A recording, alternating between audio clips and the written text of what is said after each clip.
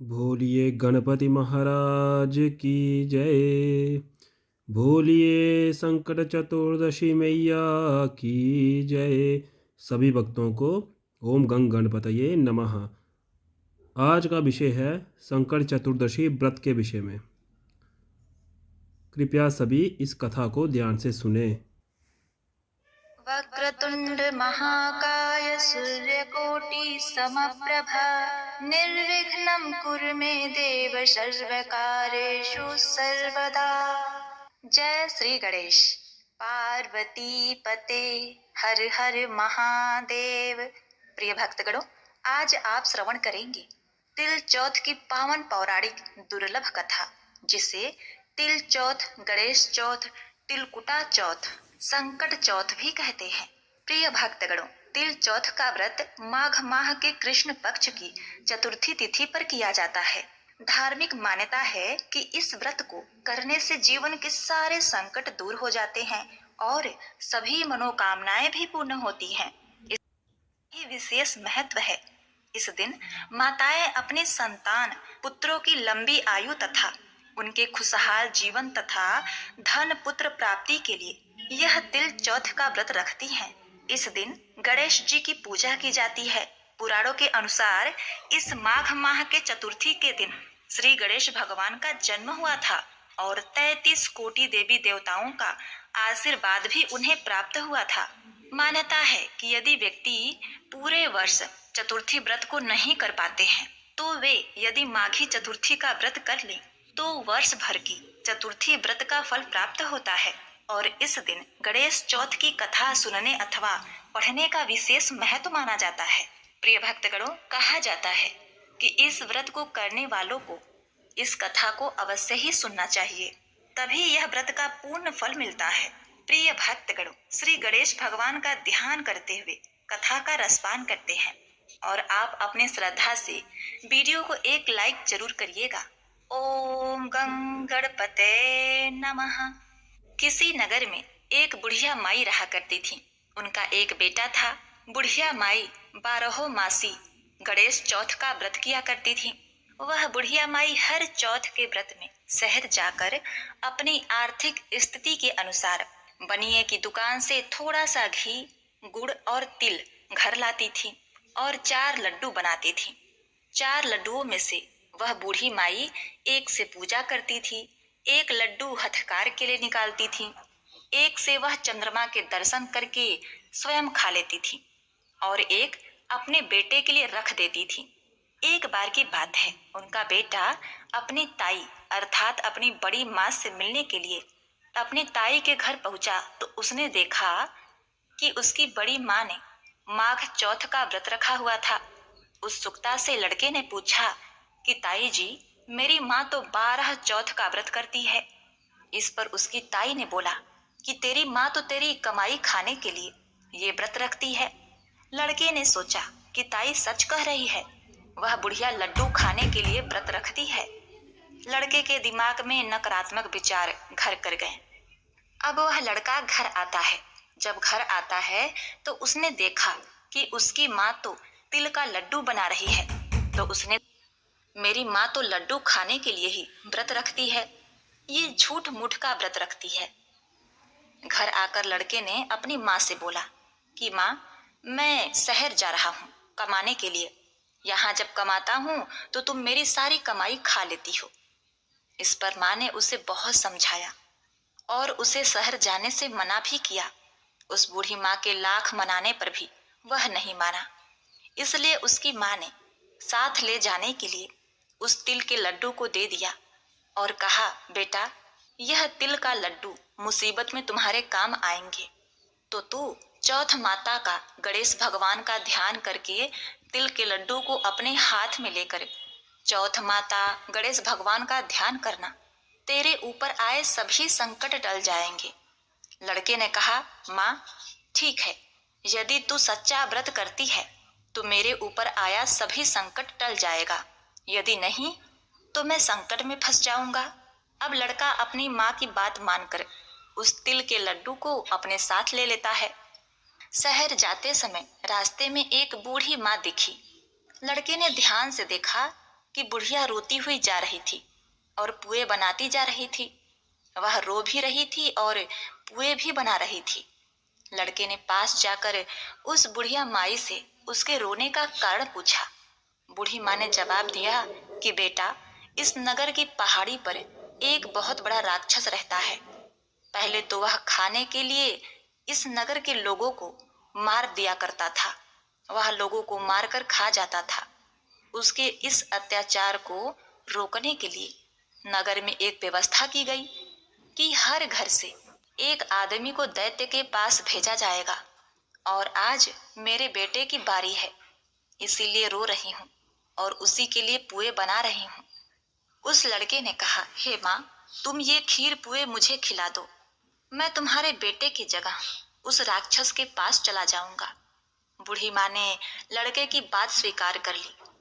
लड़के ने खीर पुए बड़े चाव से खाए और खाकर आराम से सो गया। सोते सोते उसे शाम हो गई। शाम को बूढ़ी माँ के पास राजा के सैनिक आए और कहा कि कहाँ है तुम्हारा बेटा। बूढ़ी माँ ने लड़के से कहा, बेटा, राजा के सैनिक तुम्हें राक्षस के पास ले जाने के लिए आए हैं। वह लड़का खुशी से सैनिक के साथ दैत्य के पास चला गया। उस राक्षस के पास जाकर उसने देखा कि राक्षस तो बहुत भयानक है। अपनी जान बचाने के लिए वह इधर उधर भागने लगा और माँ माँ चिल्लाने लगा। इतने में ही उसे याद आया कि उसकी माँ ने उसे चौथ माता के तिल के लड्डू दिए थे और कहा था कि मुसीबत में यह तुम्हारे काम आएंगे।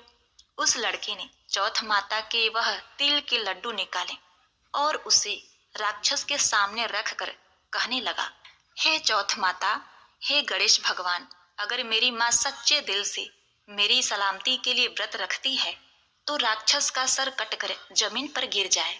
प्रिय भक्तगणों, यह तो चौथ माता गणेश भगवान का चमत्कार है कि उसका ये वचन कहते ही उस राक्षस का सर कटकर नीचे गिर गया। लड़का सही सलामत वापस आ गया। वापस आते देख उसे राजा ने अपने दरबार में बुलाया और बहुत से उपहार देकर उसे रवाना किया। लड़का अपने रास्ते पर आगे बढ़ता चला गया। चलते हुए कुछ समय बाद वह दूसरे राज्य में पहुंचा। उस राज्य में एक प्रथा प्रचलित थी कि बर्तनों के आवे को पकाने के लिए एक इंसान की बलि दी जाती थी। राज्य से आते देख सैनिकों ने उसे पकड़ लिया और आवे में चिनवा दिया और आवे को पकाने लगे। लड़के ने फिर से चौथ माता के तिल के लड्डू निकाले और बोला, हे चौथ माता, हे गणेश भगवान, अगर मेरी माँ मेरे लिए बिना किसी स्वार्थ के व्रत रखती है तो आवा पकने पर मेरी मृत्यु न हो। लड़के के ये शब्द बोलते ही आवा पकने पर लड़के की मृत्यु नहीं हुई। जब आवे से बर्तन निकलने लगे तो आवे से मिट्टी की बजाय सोने और चांदी के बर्तन निकले और लड़के ने अंदर से कहा, बर्तन आराम से निकालना, कहीं मुझे लग न जाए। ये सुनकर बर्तन निकालने वाले आश्चर्यचकित हो गए और उसे आवे से निकालकर राजा के दरबार में ले गए। राजा भी आश्चर्यचकित था।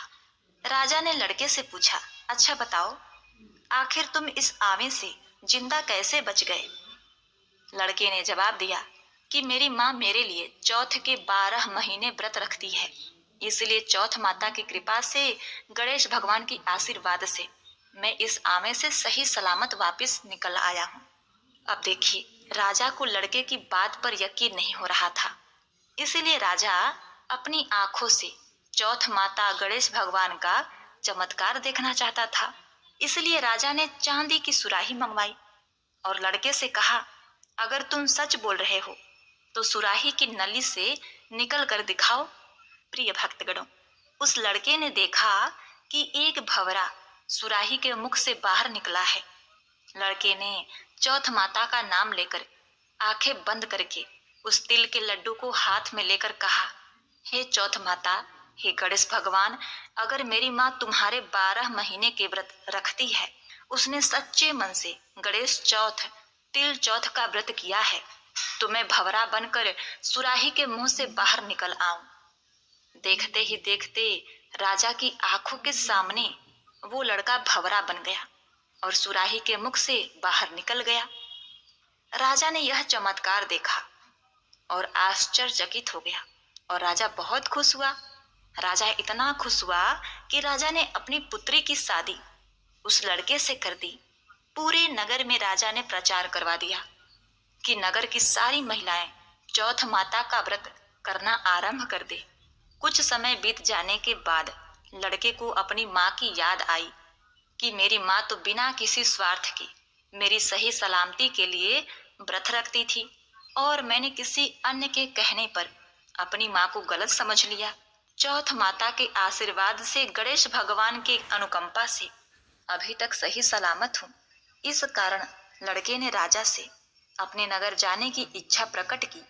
राजा ने उसकी बात मान ली और बहुत दान दहेज और हाथी घोड़े देकर विदा किया।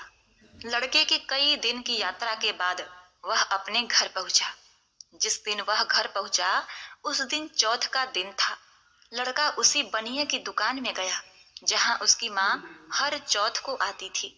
लड़के ने सोचा, आज माँ इस दुकान से गुड़ और तिल और घी लेने जरूर आएगी। जैसा लड़के ने सोचा था ठीक वैसा ही हुआ। हाथ में लाठी लिए हुए उसकी माँ रास्ते से आती हुई दिखाई दी। उसकी माँ की उम्र बहुत अधिक होने के कारण उन्हें दिखना कम हो गया था। उसकी लाठी से पैर मारा और जानबूझकर पुत्र के बारे में अपशब्द कहने लगा। उसकी बूढ़ी माँ ने कहा, भले ही मुझे गाली दे दो पर मेरे पुत्र को कुछ मत कहना। माँ के यह शब्द सुनकर बेटा उनके पैरों में गिर पड़ा और कहने लगा, माँ, मैं तुम्हारा ही बेटा हूँ, मुझे माफ कर दो। माँ ने उसे पहचाना और गले लगा लिया, पर उसका बेटा इतनी धन दौलत के साथ वापस आया था, इसीलिए नगर के वासियों ने विश्वास नहीं किया कि वह उसका ही बेटा है। बुढ़िया ने चौथ माता को याद किया और मन ही मन चौथ माता गणेश भगवान से कहने लगी कि मैंने अगर सच्चे मन से तुम्हारा व्रत किया है तो मेरे स्तनों से दूध आ जाए, दूध की धार मेरे बेटे के मुख में गिरे। प्रिय भक्तगणों, चौथ माता की चमत्कार से बिल्कुल ऐसा ही हुआ। दूध की धारा उसके बेटे के मुंह में गिरने लगी। सभी लोग देखकर हक्के बक्के हो गए। उन्हें यकीन हो गया कि यही उन्हीं का बेटा है और चौथ माता गणेश भगवान की जय जयकार करने लगे। उस नगर के सभी लोग चौथ माता का व्रत हर महीने रखने लगे। तो बोलिए श्री गणेश भगवान की जय। बोलिए गणपति महाराज की जय। अच्छा लगे तो लाइक करें, कमेंट करें और शेयर करना ना भूलें और हमारे इस घंटे को बटन को दबाना बिल्कुल भी ना भूलें। जय श्री गणेश, जय श्री राम।